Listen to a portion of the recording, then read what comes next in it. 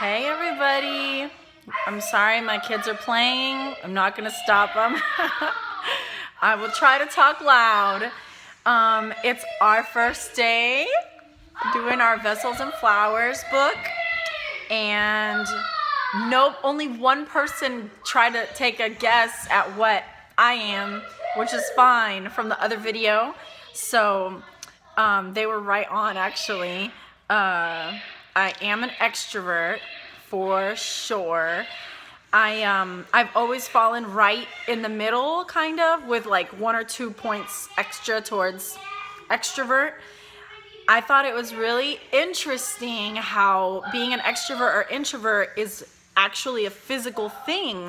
It's the amount of sensors we have in our brain, and so when you're an extrovert, you have less, and so you go seeking energy, you go seeking input, you know. And when you're an introvert, you have more, so you don't have to go look for it. You like get it all just sitting there. And then of course we're all at different levels of that. I'm sure the range of numbers of sensors are different. So I thought that was really interesting. I must have like I must not have enough to be an introvert, but more than like an extrovert that's like full-blown out extrovert, because I love being alone. I love having chill time. I don't need and crave the interaction with people that often. I feel like I get energized off my children, so maybe I don't realize that I am getting, you know, that fulfillment all day long, because I do get energized off my kids. But I do find that when I go out with friends, that's when I'm the most chatty with my husband when I come home. On a regular day, I'm not very chatty, but when I go out with friends and I'm with all these women and we're all talking and I'm getting all like energized, I'll come home and I'm like talking about everything to my husband, and he's like, babe. I'm like, I know, I guess I'm just like on a high from being energized by all this interaction and time with my girlfriends, you know. So I do think, hold on. Sorry, for those of you who don't have kids, that's probably beyond annoying. So on the extrovert introvert thing, I seek activity, but I'm reflective. I like to sit and think and, you know, reflect. Moves forward, stays back. I put moves forward because I don't really know what that means, but include myself. I totally am a include myself kind of person. For example, at church or at, you know, church activities, if I see a group of my friends all standing in a little circle talking, I don't like stand around waiting and hoping to be invited. I just plop in and it's like, hey, I'm here, you know. I seek information versus need to understand information first. I quote unquote take over. I think that's half and half as with steps aside, because I'm not really in the need to be in the leadership role. I will take charge and lead if there's that necessity, but I'm totally fine with somebody else leading and I'll follow happily, you know. I prefer slow change, if any, and that's on the introvert side. I don't like change. I like to have my routine, my thing, the way it's just like the way it is, and I like slow-paced living. I don't like being busy in the evenings. I like a dead week versus a really crammed busy week. I would prefer to be home most nights. I prefer to be home most days. Anything that I do outside of the home is usually for my children's sake, because I don't want to like just keep them cooped up all the time. So, you know, I'll go out for them, but that makes things harder for me with my homemaking and making sure things get all accomplished at a certain time. But I want them to have interaction and be socialized and have fun experiences, so I go out for them. I verbalize thoughts spontaneously versus shares well thought out ideas. I am a verbal processor, so it's not like, let me sit here and reflect forever before I communicate this idea. I'm like, blah, blah, I start talking, and as I'm talking, I'm figuring out what I think.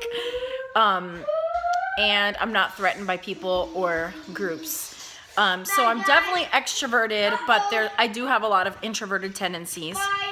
And so that leaves the vase and the basket as the options for my vessels. I think at that point, everybody knows that I am a vase.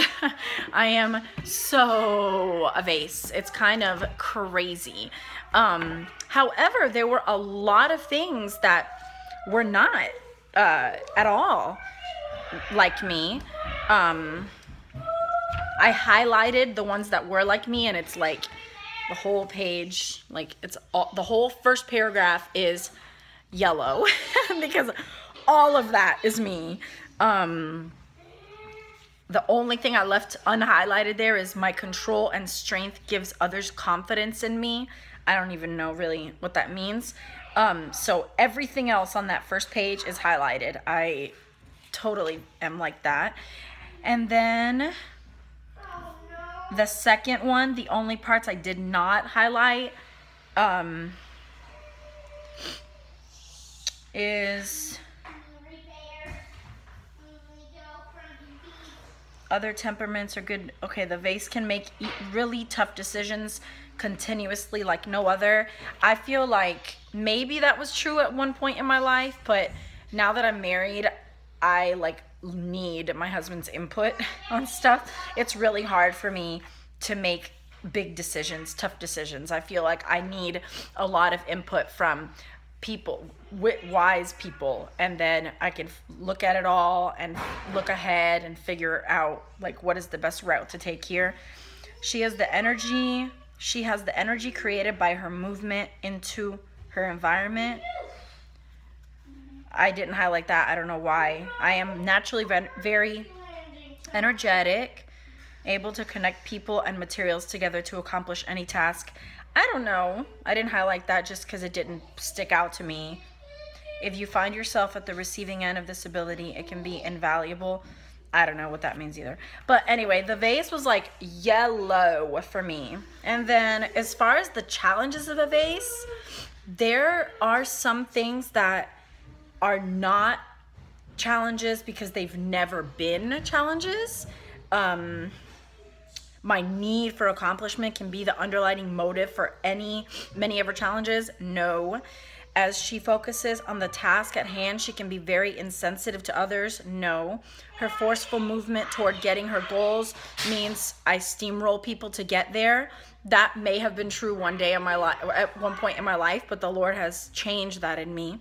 She can take control of her vase and roll it over those who get in her way.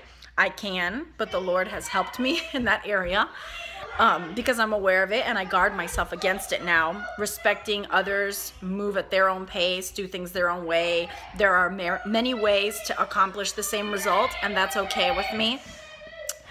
But I did highlight that this is a struggle. I often don't realize that I've offended or hurt somebody else. And I think that's just my blunt way of talking. I'm very like, there's a right and there's a wrong. And if you're not doing the right, I just don't get it. And so I'll say it bluntly and it can totally come across hurtful to really sensitive people, like the velvet box, you know? So that's something that I definitely can relate to. But that I don't really get it, yes, I do get it. I totally get it. I just need to be more guarded and have love on the forefront of my mind instead of my opinion, you know? After all, the job got done. That seems really careless, and I don't feel that way. If you come up against me, you will feel the hard surface of the vase, unbending and cold. That is true in conflict. If my pride is being manifested and I am just in my defensive mode and you come up against me, sadly, it is atrocious, shamefully horrible. I can be very, very argumentative and proud and cold, and this has definitely improved significantly in my life the longer I've walked with Christ. But man, back in the day, it was evil, horrible. But the Lord has changed my heart to the point where in a conflict, I can now stop everything and say, I don't want this. I want peace, because this is not love, you know? So that I can see the Lord's work in my life there. Anger is one of her biggest challenges. It often comes out in verbal criticisms of others. Anger is one of my biggest challenges, but I don't really like talk about other people. That's not necessarily the way it comes out. I think it's usually wanting my way, thinking this should be done this way, and when it doesn't happen, then I have a little attitude about it. But it's not, I'm not a bursting person. I usually, you can see it in my face and in my body language more than hear it in my words. I don't really talk about it. Hector can just look at me and say, she's huffing and puffing, you know. If it doesn't come out, it will remain just under the surface, a quiet, cold dissatisfaction with the performance of others. Yes, that is true. But God is so good. He has taught me that when I talk to my husband about it in a loving way, acknowledging that it's me that's in the wrong, he loosens Satan's grip and we work through it. And that's definitely been a huge improvement in that area. Either way, there is really very little doubt. This is all part, I don't know. I'm just going to read the parts that are actually struggles for me. She wants you to do it her way now. I can struggle with that. Again, that's improved. She is so extroverted that she really doesn't even recognize that others view her behavior as anger. Yes. Yes, baby. Have you any... Oh. So I've actually shared that. You need to put that back right away. I've actually shared that with you guys before, that I feel like sometimes I'm so passionate in the way that I talk. It's not even talking about something that is an issue or not. Just like the way I say it sounds like I'm angry to other people that are more sensitive, and I'm not angry at all. I'm just talking with emotion and passion, and just like the enunciation and the hardness on certain words that I say, it sounds like I'm angry. And I know that I've hurt my friends before with that without even realizing it. And I'm sure that it's never been brought to my attention in some cases, and it's just so sad. But this is like a new discovery in my life that I've never noticed, and until in the last few months actually. And all it took was me listening to a message that I left my husband on Voxer. I was not even upset. I was just talking to him about something, and I listened to it, and I was like, ugh, if anybody else in the world heard that, they would think I was bothered. And so I need to change the way I talk, you know? So that's interesting.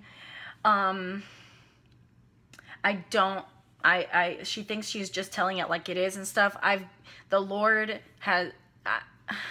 I know that's not true. Tell it like it is. Whatever. Who cares who gets hurt? I've never felt that way. And I think that as you read the flowers and figure out what your function is, some of this, because I know what function I am now, some of this is softened because of that. It can't be, you know, none of them are going to be like, this is me 100%. And none of these are going to be as hard or as soft in some cases, depending on your function. It might be a little more or a little less, you know, depending on who you are too. There's no way to write a person down on paper perfectly. And then the least emotional, oh please, I am super emotional. I am super vulnerable. Like this says like the vase is hard and cold and doesn't let anybody in.